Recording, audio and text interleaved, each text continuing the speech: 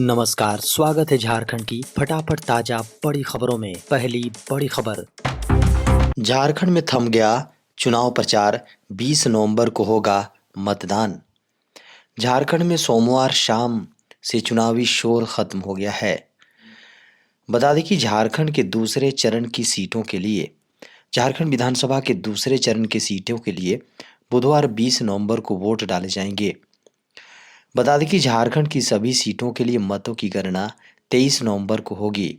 वहीं झारखंड और महाराष्ट्र में सभी दलों ने वोटर्स को लुभाने के लिए अपनी पूरी ताकत झोंकी है।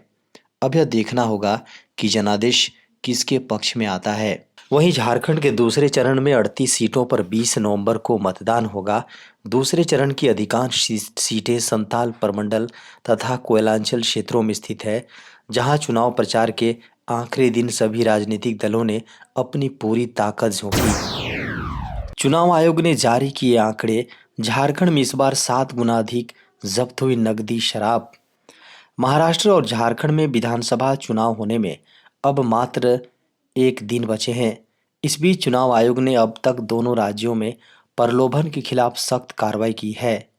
मीडिया की खबरों को माने तो चुनाव आयोग की ओर से जारी आंकड़ों के अनुसार मौजूदा चुनाव में जब्ती 1000 करोड़ रुपए को पार कर गई है। जी हाँ, इसके अनुसार 2019 की तुलना में महाराष्ट्र और झारखंड में 7 गुना ज्यादा जब्ती की गई है। चुनाव आयोग की ओर से चुनाव की घोषणा होते ही आचार संहिता लागू हो जाती है। साथ ही चुनाव आयोग व्यापक निगरानी रखना शुरू कर देता है। इसका मुख्य काम चुनाव में इस्तेमाल होने वाले धन बल पर लगाम लगाना है। 2019 के चुनाव में महाराष्ट्र और झारखंड में लगभग 123 करोड़ रुपए जब्त किए गए थे। चुनाव आयोग के तहत प्रवर्तन एजेंसियों ने महाराष्ट्र झारखंड के विधानसभा चुनावों और उपचुनाव में कुल 1082.2 करोड़ रुपए की जब्ती की है। झारखंड की राजधानी रांची में बोले राहुल गांधी, झारखंड में बढ़ेगा आरक्षण का दायरा। झारखंड की राजधानी रांची में कांग्रेस नेता राहुल गांधी ने कहा, झारखंड में भी हम जाति जनगणना कराएंगे। उन्होंने कहा कि यहाँ भी आरक्षण के दायरे को बढ़ाया जाएगा।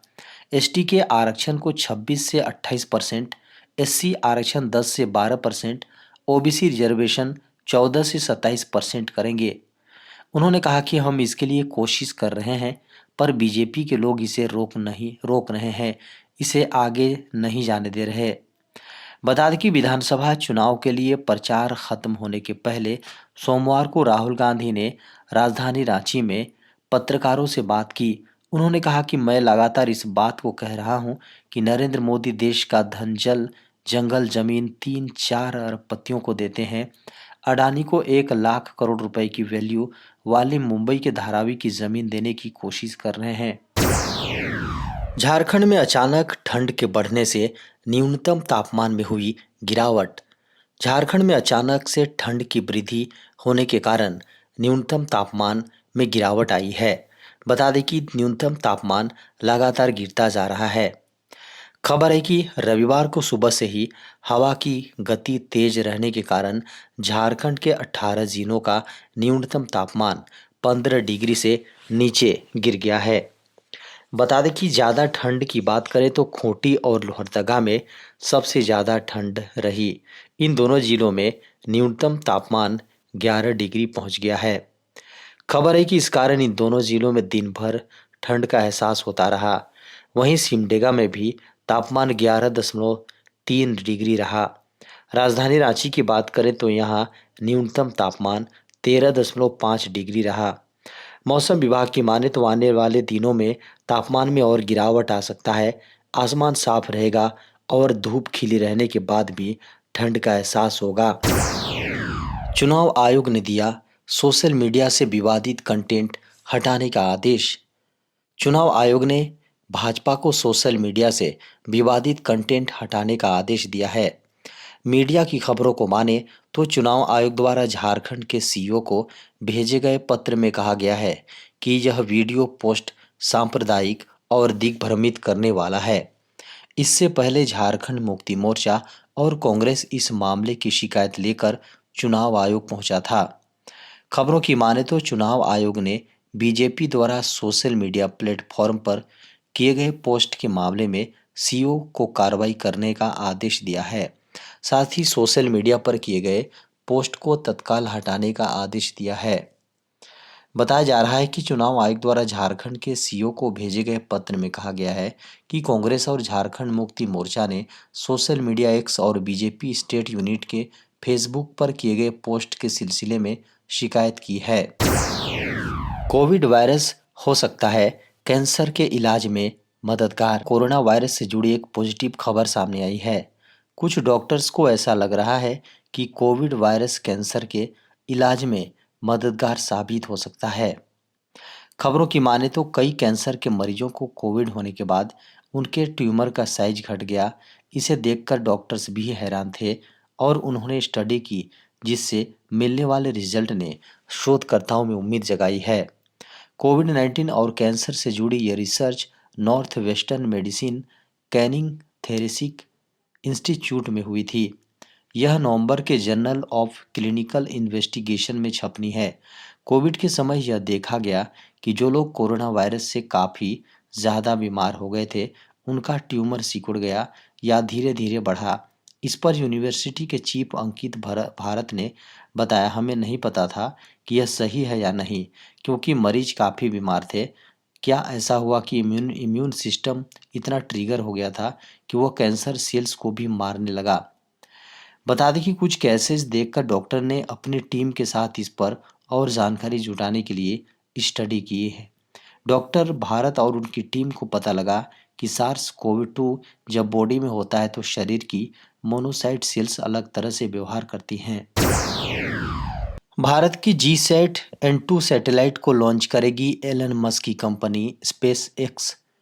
एलन मस्क की स्पेस एक्स, जी हाँ, स्पेस एक्स कंपनी भारत के GSAT-N2 कम्युनिकेशन सैटेलाइट को लॉन्च करने के लिए पूरी तरह तैयार है। GSAT-N2 को 19 नवंबर को अंतरिक्ष में भेजा जाएगा। इसे अंतरिक्ष में भेजने का मकसद भारत की ब्रॉडबैंड ज़रूरतों को पूरा करना है। बता दें कि GSAT-N2 एक हाई थ्रूपुट का बैंड, जी हाँ, KA बैंड सैटेलाइट है। इकोनॉमिक टाइम्स के अनुसार यह GSAT सैटेलाइट की श्रृंखला में लेटेस्ट सैटेलाइट है।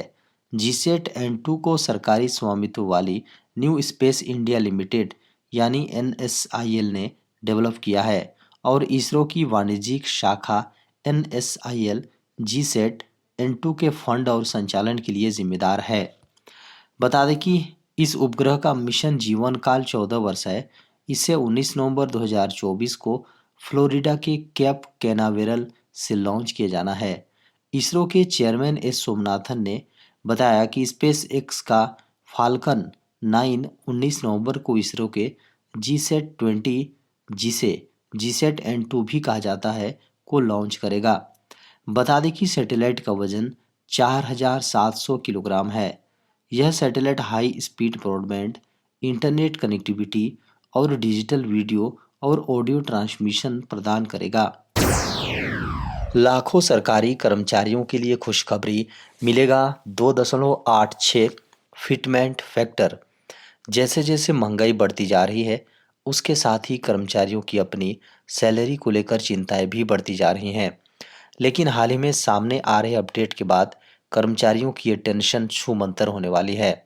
कर्मचारियों के लिए हाल ही में 8वें वेतन आयोग को लेकर एक अपडेट सामने आ रहा है। कर्मचारियों की सैलरी में इजाफे का जिक्र इन दिनों जोरों शोरों से चल रहा है। खासकर फिटमेंट फैक्टर पर जोरदार बहस हो रही है, जो सैलरी और पेंशन में संशोधन का मुख्य आधार होता है। National Council of Joint Consultative, जी हाँ, कंसल्टेटिव मशीनरी के सचिव शिव गोपाल मिश्रा ने हाल ही में फिटमेंट फैक्टर को बढ़ाने की मांग की है। बता दें कि फिटमेंट फैक्टर वह गुणांक है जिसके जरिए सैलरी और पेंशन में संशोधन किया जाता है। 7वें वेतन आयोग ने 2.57 का फिटमेंट फैक्टर सुझाया था, जिससे न्यूनतम वेतन 7,000 से बढ़कर 17,990 हो गया था। वहीं अब 8वें वेतन आयोग में फिटमेंट फैक्टर 2.86 रखने का सुझाव दिया गया है। अगर ये डिमांड मान ली जाती है तो न्यूनतम सैलरी 51,451 हो सकती है। इससे कर्मचारियों को काफ़ी फायदा हो सकता है। देश के करोड़ों कर्मचारियों को अगले वेतन आयोग यानी कि 8वें वेतन आयोग का बड़ी बेसब्री से इंतजार है। लेकिन अभी तक भारत सरकार की ओर से 8वें वेतन आयोग को लेकर कोई आधिकारिक जानकारी साझा नहीं की गई है। लेकिन ये उम्मीद की जा रही है कि इसका गठन 2026 में होगा। केंद्रीय कर्मचारी और पेंशनभोगी बेसब्री से इसका इंतजार कर रहे हैं।